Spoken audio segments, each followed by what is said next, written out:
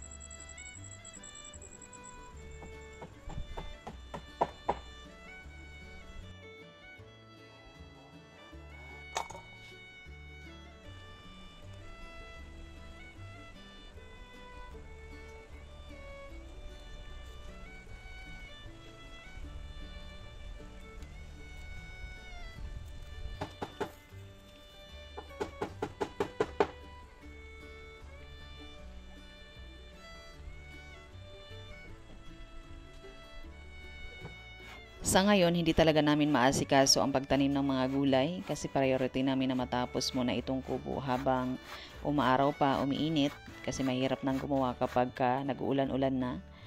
At naisisingit ko rin minsan ang pagdamo para malinisan na yung aming pagtataniman at ang paggawa din ng content para kahit papano meron naman kaming kikitain.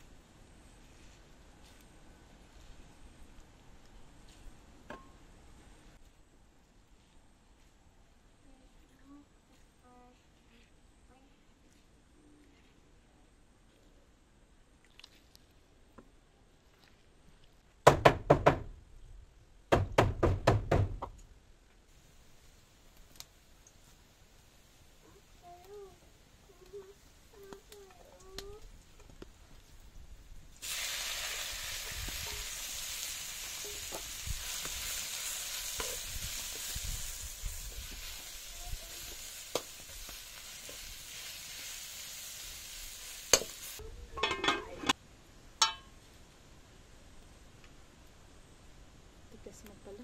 Tigas na oh.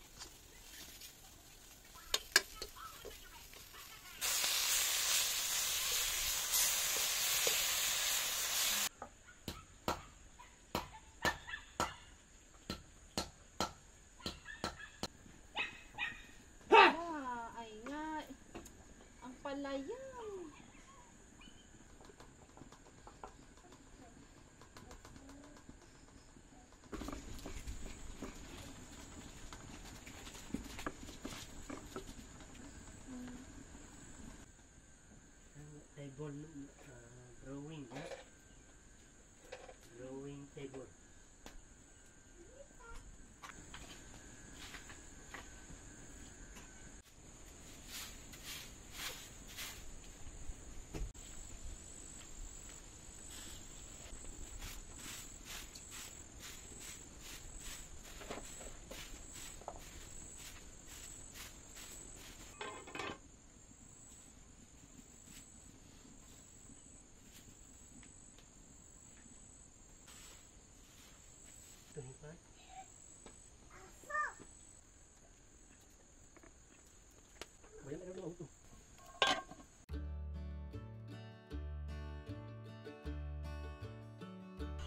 Hapon na talaga naluto itong aming merienda at kami nagmamadali na makababa, makauwi sa aming bahay dahil may mga alagang hayop pa kaming papakainin.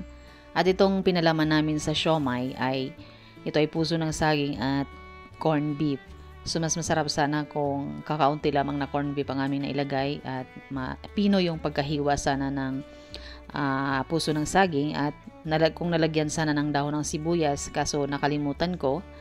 Pero masarap pa rin naman.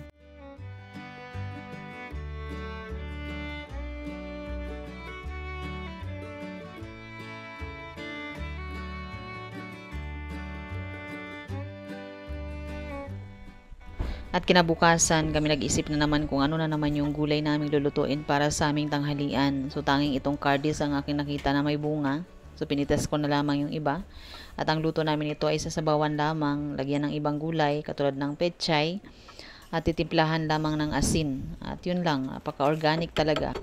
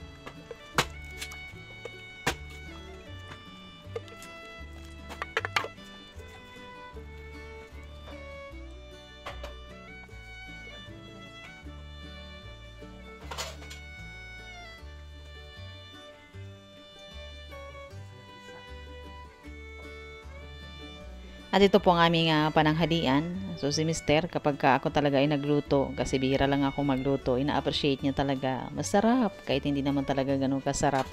So okay na sa kanya, basta meron lang siyang sabaw na mahigop. At yun lamang po, maraming salamat sa inyong panonood at pagsuporta. Native Galinga.